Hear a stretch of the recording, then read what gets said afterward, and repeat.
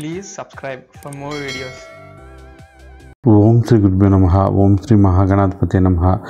Gayatri జ్యోతిషాల YouTube ఛానల్ని ఎంతగానో ఆదరిస్తున్న తులారాశి వారందరికీ కూడా మా కృతజ్ఞతలు తెలియజేసుకుంటున్నాం. ఈరోజు ఈ వీడియో ద్వారా తులారాశిలో జన్మించిన వారికి సంబంధించి గ్రహాల యొక్క గోచారీత్యా ఈ మార్చి 1వ తేదీ నుంచి 15వ తేదీ వరకు ఎటువంటి ఫలితాలు కలగబోతున్న విషయాన్ని తెలుసుకుందాం. అయితే ముందుగా ఈ మార్చి 1 నుంచి 15వ తేదీ వరకు గ్రహస్థితిని కనుక మనం పరిశీలించినట్లయితే చతుర్థంలో కుజుని సంచారం, పంచమంలో శని శుక్ర రాహువుల సంచారం, అలాగే షష్టమంలో రాహు బుధుని సంచారం, సప్తమంలో గురువు అనుకూలత, అలాగే వ్యయంలో కేతువు.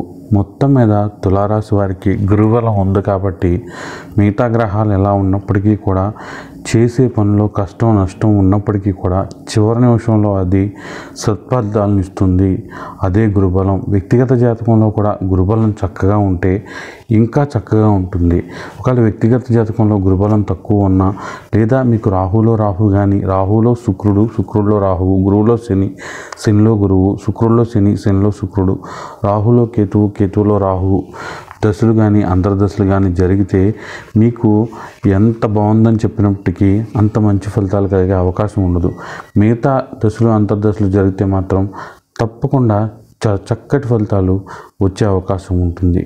ఇక ఈ నెలలో మీ గ్రహస్థితి చాలా చక్కగా ఉంది, అన్ని రకాలుగా కూడా అనుకూలంగా ఉంటుంది.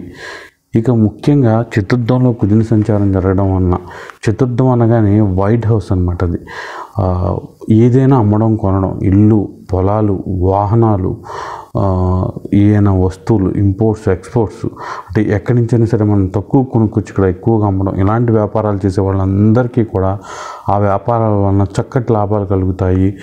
ముఖ్యంగా అన్ని రకాలుగాను ఎప్పుడూ లేనంత స్పెక్యులేషన్ ఉంటుంది. ఫైనాన్షియల్గా కూడా చక్కటి మార్పులు ఉంటాయి. ఎన్నాళ్ళ నుంచో మనసులో ఉన్న కోరిక ఏదైతే ఉంటుందో అది తీరడం వల్ల ఆనందాన్ని పొందుతారు. ఉద్యోగం రాని వాళ్ళకి ఉద్యోగం రావడం, అంటే ఏంటంటే అందరికీ కాకపోయినా, తులారాశిలో ఉన్న వాళ్ళకి ఆల్రెడీ ఉద్యోగం ఉన్న వాళ్ళకి కాకపోయినా కొంతమంది తులారాశి వాళ్ళకి ఈ పని అవ్వట్లేదు, ఈ పని అవ్వట్లేదు అనుకున్న వాళ్ళకి ఆ పని అవ్వడం, 2-3 ఏళ్ళ నుంచి లేకపోతే కొన్ని ఏళ్ళ నుంచి ఎదురు చూస్తున్న కొన్ని సమస్యలకు పరిష్కారం దొరకడం అనేది చాలా సంతోషాన్ని ఇచ్చే అవకాశం ఉంటుంది. ముఖ్యంగా వ్యాపారులకు మాత్రం అమ్మకాలు బాగుంటాయి, ఆదాయం పెరుగుతుంది, వ్యాపారం విస్తరించడానికి చేసే పనులన్నీ కూడా కలిసి వస్తాయి, కొత్త అవకాశాలు వస్తాయి. కొంతవరకు కూడా చిన్న చిన్న పెట్టుబడులు పెట్టుకోవడానికి సూర్యుని సంచారం అనుకూలంగా ఉంది కాబట్టి, రవి పంచమ సంచారం, షష్టమ సంచారం కూడా మంచి అనుకూలతనిస్తుంది కాబట్టి ఖచ్చితంగా మంచి మంచి అవకాశాలు వచ్చే అవకాశం ఉంటుంది. మీరు చిన్న చిన్న గోల్స్ కానీ పెద్ద పెద్ద గోల్స్ కానీ పెట్టుకుని ముందుకు వెళ్ళినట్లయితే తప్పకుండా విజయం సాధించే అవకాశం ఉంటుంది. ఏది ఏమైనప్పటికీ కూడా తులారాశి వాళ్ళు, మొండు వాళ్ళు ఏదైనా సరే తాము సాధించే వరకు కూడా నిద్రపోరు. తమ ఓన్గా చేసుకుంటారు, తమ ఓన్గా తన తెలివితేటలు తమకు ఉంటాయి.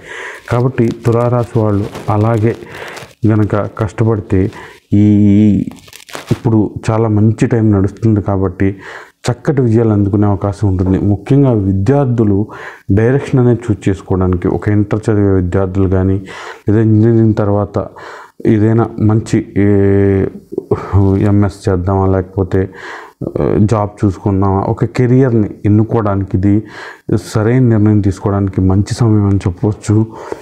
అలాగే ఏదైనా సరే జీవితంలో మనం మళ్ళీ తిరిగి చూడకుండా ఉండే వృత్తి ఉద్యోగాలను ఎన్నుకోవడం చాలా మంచిది.